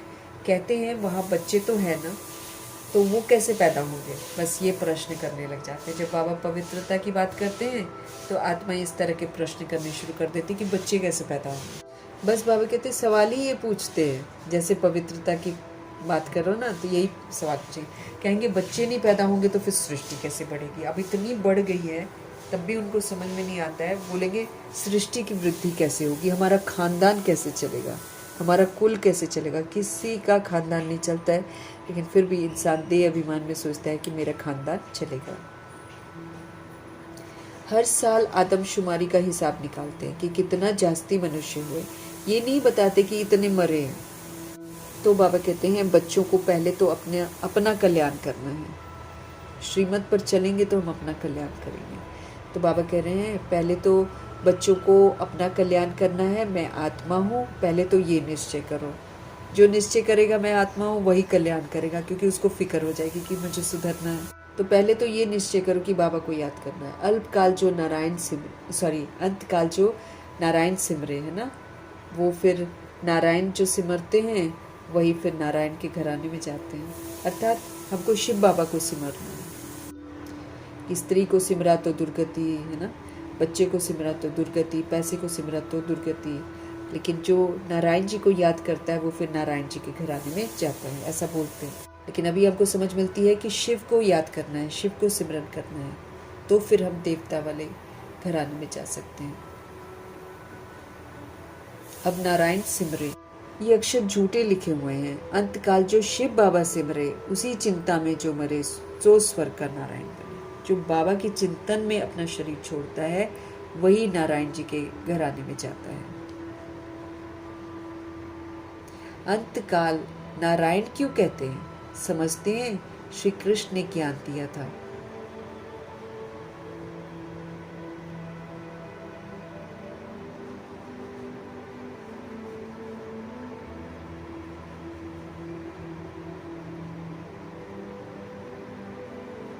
बाबा कह रहे हैं अंतकाल नारायण क्यों कहते हैं, समझते हैं श्री कृष्ण ने ज्ञान दिया था। तो भला श्री कृष्ण को सिमरे ना, फिर श्री कृष्ण को याद करते हैं, नारायण का किसी को पता ही नहीं है। श्री कृष्ण की जयंती मनाते हैं, भला राधे की जयंती फिर कहाँ गई। सब झूठ झूठ लिखा हुआ है। बाबा कहते हैं अब नारायण सिमरे, ये अक्षर झूठे लिखे हुए हैं। अंतकाल जो शिव बाबा सिमरे, उसी चिंता में जो मरे, सो स्वर्ग का नारायण बने। अंतकाल नारायण क्यों कहते हैं, समझते हैं श्री कृष्ण ने ज्ञान दिया था। तो भला श्री कृष्ण को सिमरे ना, तो श्री कृष्ण को याद करते हैं।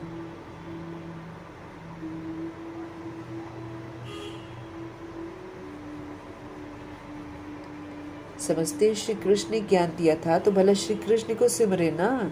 श्री कृष्ण को याद करते हैं, नारायण का किसी को पता ही नहीं है। श्री कृष्ण की जयंती मनाते, भला राधे की जयंती फिर कहाँ गई। श्री कृष्ण का जन्म मनाते हैं, नारायण का फिर कहाँ है। वर्ल्ड की किंग क्वीन लक्ष्मी नारायण का किसी को पता ही नहीं, रियलिटी किसी को नहीं पता है। ऐसे मूर्तियाँ बना दी हैं, पूजा कर लेते हैं, वो अलग बात है। रियलिटी तो शिव बाबा ही आकर बताते हैं, उनके बिना कोई बता ही नहीं सकता।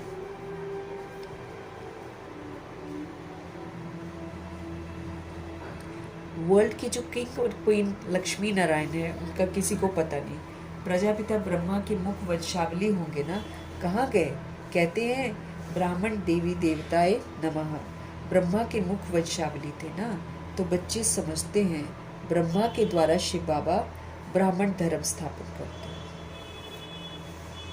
बच्चे समझते हैं कि ब्रह्मा के द्वारा शिव पिता परमात्मा ब्राह्मण धर्म की स्थापना करते हैं। ब्राह्मण धर्म ब्रह्मा ने नहीं रचा है, परंतु शिव बाबा ने रचा है।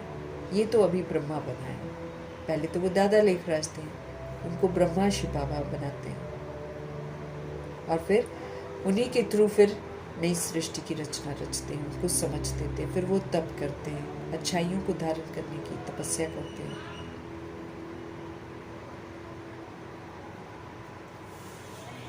तो ब्रह्मा द्वारा शिव बाबा ब्राह्मण धर्म स्थापन करते हैं, और ब्राह्मण धर्म ब्रह्मा ने नहीं रचा है, लेकिन शिव बाबा ने रचा है। ये तो अभी ब्रह्मा बना है, पहले तो ये दादा लेखराज थे। तो संगम युग में बाबा ने इनको ब्रह्मा बनाया है, नाम बाबा ने दिया है। तब दिया है जब ब्रह्मा जी दादा लेखराज से बिल्कुल विस्मृत हो जाते हैं, पूरा मर जाते हैं, मरजीवा बनते हैं, तब बाबा इनको नाम ब्रह्मा देते हैं। अच्छा,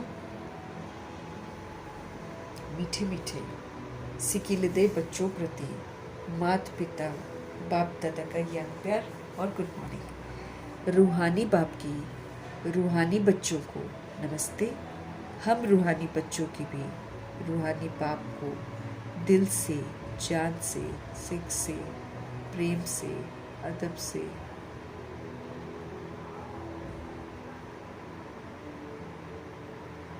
मोहब्बत से, स्नेह से प्यार भरी नमस्ते और तहे दिल से मीठे परमपिता परमात्मा जी का धन्यवाद करेंगे। धारणा के लिए मुख्य सार, ये जो पुराना शरीर है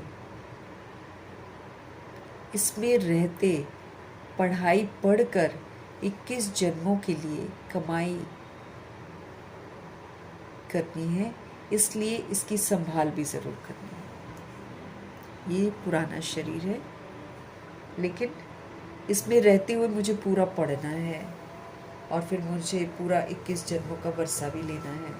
मुझे सच्ची कमाई करनी है, मुझे विकर्म भी विनाश करने हैं, मुझे नए स्मृतियाँ, नए संस्कार भी मुझे धारण करने हैं। सब कुछ तो मुझे अभी करना है और इसी पुराने शरीर में रहते हुए हम कर सकते, क्योंकि बिना इंस्ट्रूमेंट के हम कुछ भी नहीं कर सकते।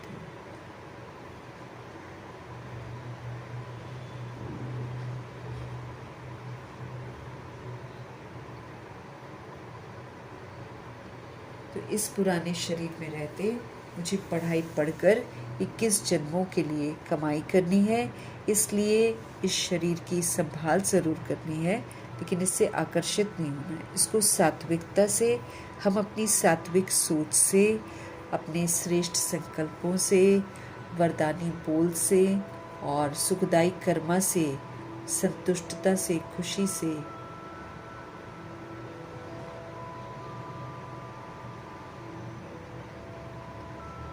इसकी संभाल करनी है। बाबा कहते हैं, और बाकी इसमें रग नहीं रखनी है, किसी भी तरीके का अटैचमेंट नहीं रखनी है कि मेरा शरीर है, डेलिकेट नहीं बनना है, इसको सशक्त रखना है।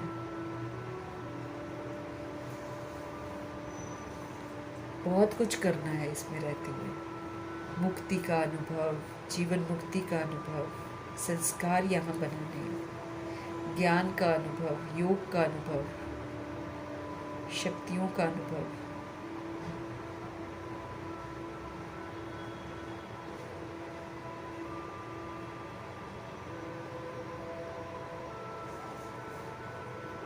पुराने शरीर में रहते हुए पढ़ाई पढ़कर 21 जन्मों के लिए मुझे कमाई करनी है।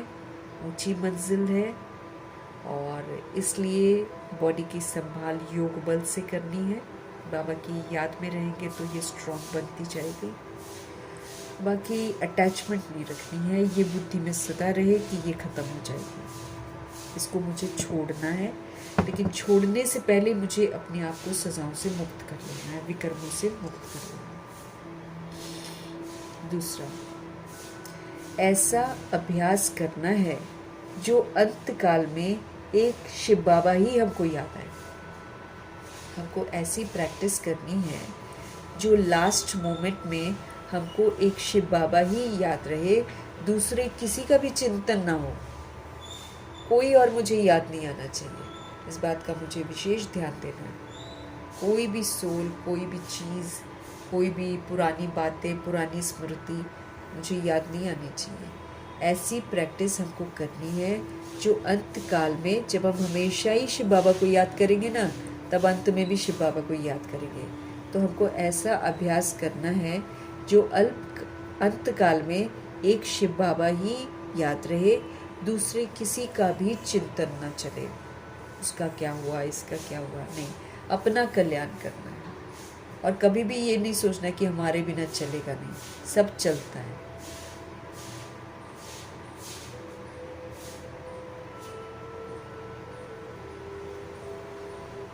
तो प्रैक्टिस, एक बाप दूसरा न कोई की प्रैक्टिस, याद करने की प्रैक्टिस, और कोई भी चिंतन न चले। बार बार बाबा को ही याद करो, बाबा को ही याद करो, तो एक दिन ये याद पक्की हो जाएगी, फिर हमको कोई और याद नहीं आएगा।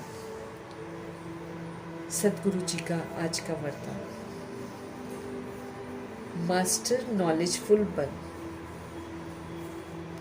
अनजानेपन को समाप्त करने वाले, ज्ञान स्वरूप, योग युक्त भाव। अनजान नहीं बन सकते ना हम, मास्टर नॉलेजफुल बनना है, अर्थात जो भी बाबा हमको नॉलेज देते हैं उसको प्रैक्टिकल में बाबा कहते हैं यूज करो। ज्ञान दान करना है ना, तो ज्ञान दान कैसे करेंगे?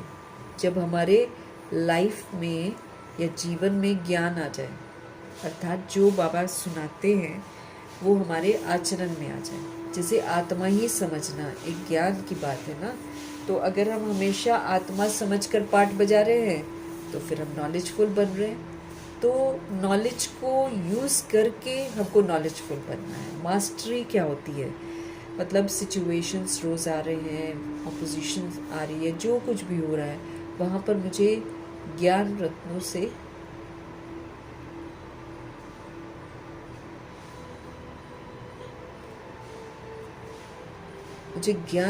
से खेलना है। सिचुएशंस आती हैं, लोग आते हैं, क्या बोलते हैं क्या नहीं करते, वहीं पर तो ज्ञान यूज़ करना है बाबा कहते हैं। और जब हम यूज़ करते हैं ज्ञान को तब हम कभी नहीं भूलेंगे। ऐसे खाली पढ़ रहे हैं तब तो भूल जाएंगे, लेकिन जब हम प्रैक्टिकल में उसको यूज़ करेंगे और सिचुएशंस में ज्ञान रत्नों के साथ खेल कर विजय प्राप्त करेंगे तब तो मास्टर नॉलेजफुल कहलाएंगे। मास्टर तभी कहलाएंगे ना।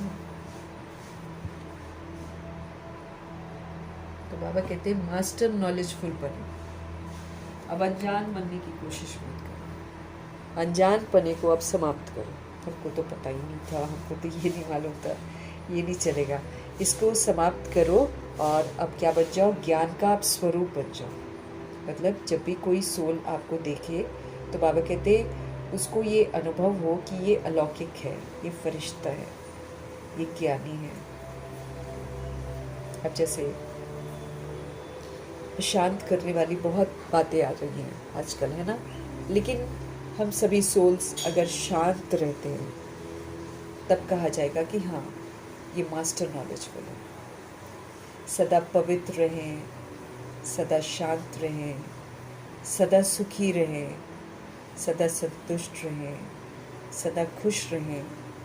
कोई भी किसी का प्रश्न न करें, कोई भी किसी को हम करेक्शन न करें, हम रिएक्ट न करें, हम रिजेक्ट न करें, हम अपने स्वधर्म में स्थित रहें, हम सतोगुणी पाठ बजाएं, हम सतयुगी पाठ बजाएं। सब जो नॉलेजफुल है, मास्टर नॉलेजफुल हमको बनना है। तो मास्टर नॉलेजफुल बनकर अनजान पने को समाप्त करने वाले हमको ज्ञान का स्वरूप बनना है, हमको योग युक्त बनना है, योग युक्त बनना है। मास्टर नॉलेजफुल बनने वालों में किसी भी प्रकार का अनजानपन नहीं रहता। जो नॉलेज से फुल हो जाता है वो तो फिर अनजान नहीं रहेगा, वो समझ से पाठ बजाएगा, कहीं कोई अपना नया हिसाब किताब नहीं बनाएगा। इंटेलिजेंट जैसे ब्रह्मा जी थे ना, कितने इंटेलिजेंट थे, जितना नहीं तो हम कोई हिलाने वाली बातें आती है हम भूल जाते हैं और हिल जाते हैं कभी कभी। ब्रह्मा जी को कोई हिला ही नहीं पाया, क्यों? क्योंकि उन्होंने नॉलेज को यूज़ किया, मास्टर नॉलेजफुल। अनजान नहीं बने कि मुझे पता ही नहीं था कि इसमें तो मुझे ऐसे करना चाहिए था। यहाँ नहीं तो क्या होता है कि समय पर करते नहीं है, फिर बाद में बोलते हैं हमको तो ये पता ही नहीं था, ऐसे करना था, वैसे करना था, ऐसे करते हैं ना। यहाँ तो नहीं चलेगा। बाबा बोलेंगे मैं तो तुम्हें पढ़ा रहा हूँ, तुम नॉलेज को यूज़ करो। मास्टर नॉलेजफुल बनने वालों में किसी भी प्रकार का अनजानपन नहीं रहता। उनको पता है इस समय मुझे ये शक्ति को यूज़ करना है, इस समय मुझे फुल स्टॉप लगाना है, मुझे रिएक्ट नहीं करना, मुझे रिजेक्ट नहीं करना, ये सारी चीज़ें। तो मास्टर नॉलेजफुल बनने वालों में किसी भी प्रकार का अनजानपन नहीं रहता है। वो ऐसा कहकर अपने को छुड़ा नहीं सकते कि इस बात का तो हमें पता ही नहीं था, अब तो हमको सब कुछ पता है। भगवान जी तो सारा कुछ स्पष्ट करते हैं, इसलिए हम तो ये बोल ही नहीं सकते हैं कि हमको तो इस बात का पता ही नहीं था। ज्ञान स्वरूप बच्चों में कोई भी बात का अज्ञान रह नहीं सकता। जो ज्ञान का स्वरूप बन जाते हैं, मतलब ज्ञान को अपने जीवन में जो धारण कर लेते हैं, समझ का जो स्वरूप बन जाते हैं, वो कोई भी बात का उनको अज्ञान नहीं रह सकता है। और जो योग युक्त है ना, उन्हें अनुभव होता जैसे कि पहले से सब कुछ जानते हैं।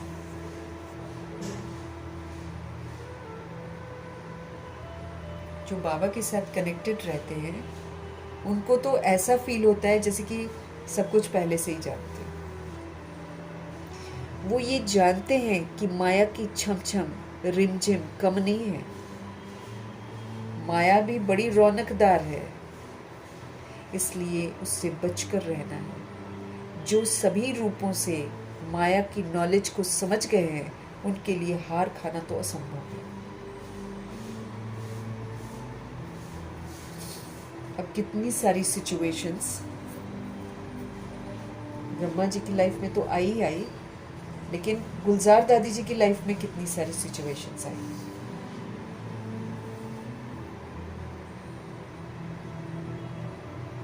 लेकिन उन्होंने सारे पेपर नॉलेजफुल होकर पास करके दिखाए। अगर हम उनकी लाइफ को देखते हैं, उनकी जो किताब पढ़ी थी, कैसे फुल स्टॉप लगाने में माहिर थी गुलजार दादी। कोई क्यों क्या किसी को भी नहीं, रॉयल तरीके से बिहेव करती थी। हम जब क्यों क्या करते हैं ना, हमारी रॉयल्टी खत्म हो जाती है। बाबा सिखाते कि रॉयल्टी होती क्या। कोई कितना भी आपको हिलाए, कितना आप पर चिल्लाए, आप एक पीसफुल सोल की तरह रहो और उसको पीस का सहयोग दो, दैट इज रॉयल्टी। तो ब्रह्मा जी तो थे ही रॉयल, गुलजार दादी कितनी रॉयल थी। कितना भी डिस्टर्बिंग बात आ जाए, कभी भी डिस्टर्ब नहीं हुई। ऐसे ही हमको भी बाबा बोल कि तुम पहचानो कि माया ऐसे भी आती है, माया ऐसे भी आती है, माया ऐसे भी आती है। किसी के सिर पे भी बैठ जाती है, कुछ भी करवा देती है। लेकिन अगर मैं भूल जाऊं, है ना, और मैं दुखी हो जाऊं, परेशान हो जाऊं, तो माया जीत गई। अब बाबा हमको क्या बोलते हैं? निश्चिंत रहो, सदा खुश रहो, पीसफुल रहो, मैं तुम्हारे साथ हूँ। अब जो इस बात को धारण कर लेगा, वो डिस्टर्ब नहीं होगा। कुछ भी श्रीमत के विपरीत हो रहा है, मतलब वो माया है। माया क्या करती है? कमजोर बनाने के लिए आती है, ताकि हम हार खा जाएं।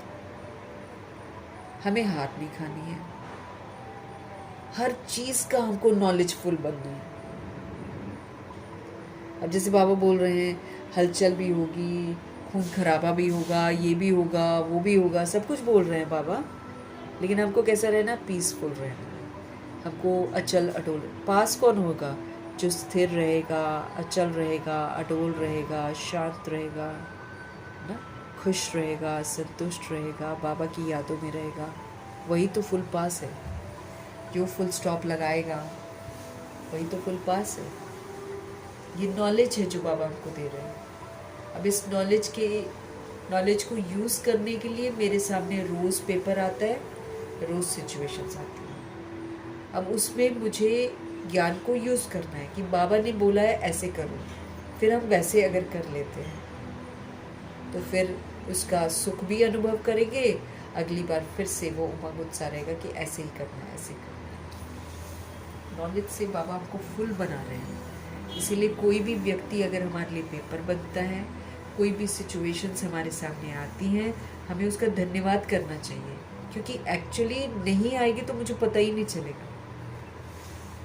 आई है तो मुझे पता चलेगा कि क्या मैं यहाँ पर कभी कमज़ोरी यूज़ कर रही हूँ या नहीं कर रही हूँ, क्या कर रही हूँ, वहाँ से मुझे पता चलेगा। हमको मास्टर नॉलेजफुल बनना है, मास्टरी हासिल करनी है। मास्टरी प्रैक्टिकल में यूज़ करके ही हासिल हम कर सकते हैं। जब तक हम प्रैक्टिकल में यूज़ करके अनुभव नहीं करेंगे, हम मास्टर थोड़ी कहलाएंगे।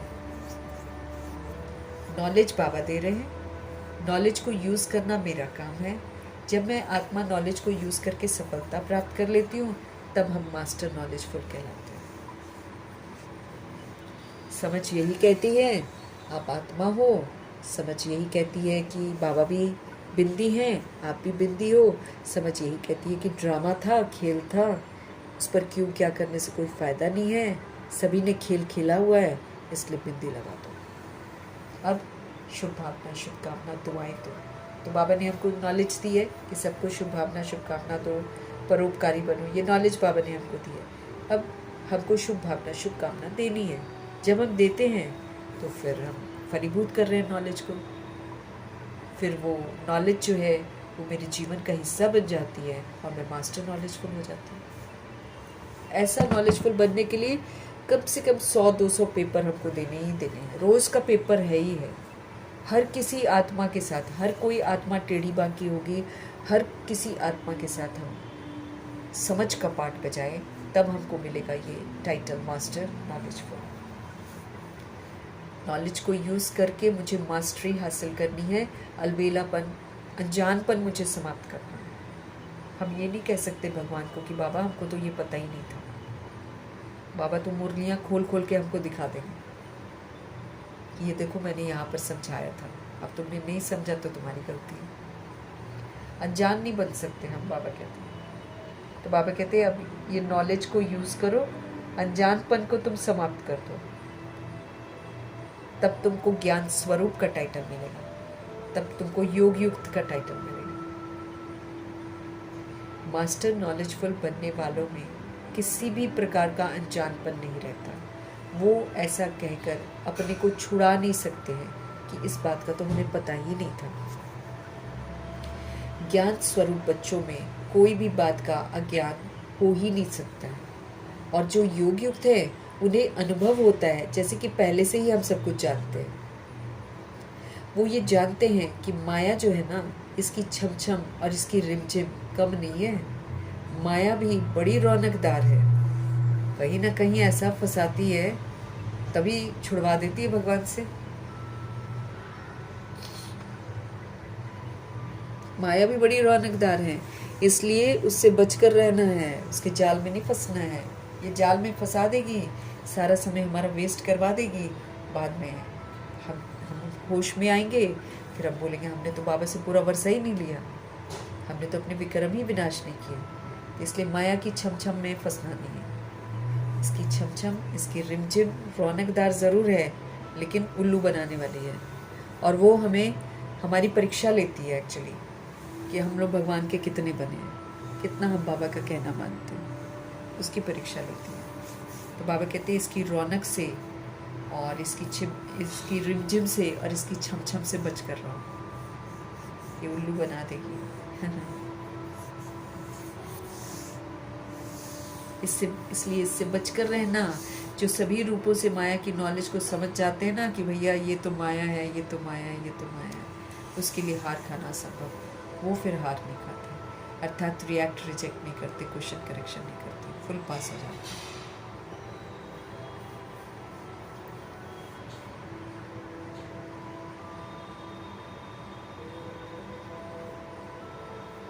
श्लोक। जो सदा प्रसन्नचित्त हैं वो कभी प्रश्नचित्त नहीं हो सकते। हमको भगवान ने खुशियों का खजाना दिया है, हमको बाबा ने सारी नॉलेज दे दी है। अब बाबा ने हमको बोला है कि हमेशा खुश रहना है। तो जो हमेशा ही प्रसन्न रहने का जो प्रॉमिस है बाबा से करता है, उसको पूरा करता है, वो कभी भी प्रश्न नहीं करेगा। कुछ भी हो रहा है वो ऑलवेज हैप्पी ही रहेगा। साक्षी होकर देखेगा, अच्छाई का सहयोग देगा, किसी भी तरह का प्रश्न नहीं करेगा। आपको बाबा ने सदा प्रसन्न रहने का खजाना दे रखा है। फिर उन्होंने बोला है ये मैंने तुम्हें दिया है, तो तुमको सदा खुश रहना है। अब तुम्हारे जीवन में कुछ भी आए, तुम्हारी खुशी नहीं जानी चाहिए। बाबा बोलते ना, बात आए, बात आती है, बात चली भी जाती है। बाबा कहते हैं लेकिन तुम्हारी खुशी ना लेकर चली जाए, इसका ध्यान रखना है, क्योंकि हमको पास होना है। क्योंकि सदा हर्षित होना भी सेवा है, बाबा ने बोला सदा हर्षित रहना सेवा है। अगर हम सदा खुश रहते हैं तो हम सेवा ही तो कर रहे हैं, क्योंकि जो खुश रहता है वो सबको खुश करता है। जो खुश रहता है वो सबको खुश करता है। उसके संग में कोई भी आएगा, सारी सोल्स खुश रहेगी। तो जो सदा प्रसन्नचित्त है वो कभी भी प्रश्नचित्त नहीं हो सकता, प्रश्न नहीं करेगा वो किसी भी चीज़ में। वैसे ही बाबा ने हमको बोला है कोई क्वेश्चन करना ही नहीं है। क्वेश्चन करना मतलब फेल हो गया। कलयुग है, कलयुग के अंत में बद से बदतर पाठ बजाएगी आत्माएं, लेकिन प्रश्न नहीं करना। जहाँ किया वही हम फेल हो गए। तो ये भी तो नॉलेजफुल होना है ना। No questions, no corrections, no quotations, no reactions, no rejection, no absorption, no reflection. ये नॉलेज है।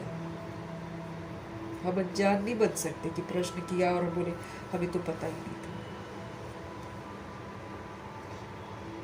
हमें सब पता है।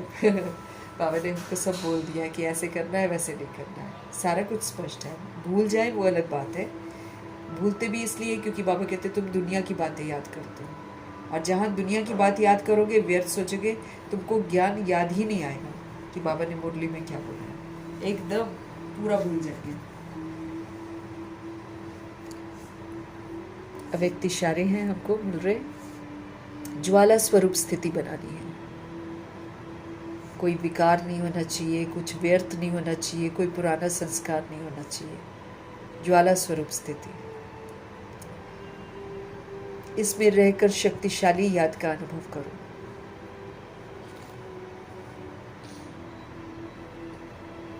योग, योग में सदा लाइट हाउस और माइट हाउस की स्थिति का अनुभव करो। प्रकाश एंड ताकत। योग में सदा लाइट हाउस हल्का, नॉलेजफुल, और माइट हाउस शक्तिशाली, इस स्थिति का अनुभव करो। ज्ञान लाइट है, प्रकाश है, और योग ताकत है।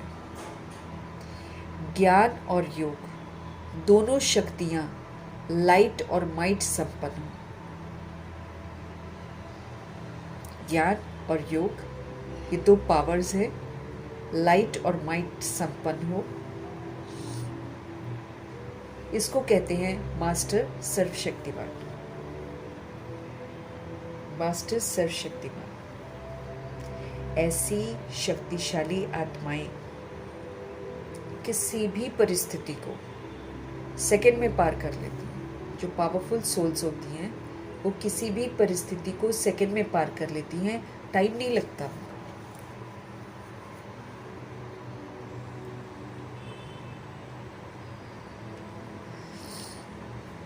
योग में सदा लाइट हाउस और माइट हाउस की स्थिति का अनुभव करना है। ज्ञान है प्रकाश और योग है ताकत। योग से हमको ताकत मिलती है। दोनों शक्तियां लाइट और माइट संपन्न हो, उसको कहते हैं मास्टर सर्वशक्तिमान। वो सारी पावर्स को समय पर यूज करेगा। ऐसी पावरफुल सोल्स किसी भी परिस्थिति को एक सेकंड में पार कर लेती हैं, उनको टाइम नहीं लगता। तो बाबा की याद जब हम करते हैं, बाबा कहते हैं हमेशा लाइट हाउस प्रकाश स्वरूप, क्योंकि चारों तरफ प्रकाश फैलाना है, और माइट हाउस की स्थिति का हम अनुभव करें। ज्ञान बाबा का जो है वो लाइट है, रोशनी है, प्रकाश है, रास्ता दिखाता है, और योग ताकत है। ज्ञान और योग ये दोनों पावर्स लाइट और माइट से संपन्न होनी चाहिए, तब कहेंगे मास्टर सर्वशक्तिमान। तब सारी पावर्स को समय पर यूज कर सकेंगे। ऐसी पावरफुल सोल्स किसी भी परिस्थिति को एक सेकंड में पार कर लेती है, उनको टाइम नहीं लगता है।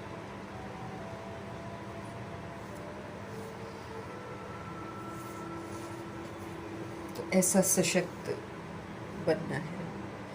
मीठे प्यारे शिव पिता परमात्मा जी का धन्यवाद, ब्रह्मा माँ का धन्यवाद, जगदम्बा माँ का धन्यवाद, कुलसार दादी जी का धन्यवाद, अष्टरत्नों का धन्यवाद, नवग्रहों का धन्यवाद, एडवांस पार्टी की सारी सोल्स का धन्यवाद, बची हुई जितनी भी आत्माएं हैं सबका धन्यवाद, और 5 तत्वों का धन्यवाद, ड्रामा का धन्यवाद, प्रकृति का धन्यवाद, माया का धन्यवाद, यमदूत का धन्यवाद, करोड़ों की आबादी का धन्यवाद, साधनों का धन्यवाद, साधन बनाने वालों का धन्यवाद, साथ में रहने वाली जो सोल्स हैं उनका धन्यवाद, सहयोगी आत्माएं जो हैं उनका धन्यवाद, अविनाशी खजानों का धन्यवाद, समय का धन्यवाद, शरीर रूपी इंस्ट्रूमेंट का धन्यवाद, आप सभी सोल्स का धन्यवाद, सृष्टि की मेहमान नवाजी का तहे दिल से धन्यवाद करेंगे।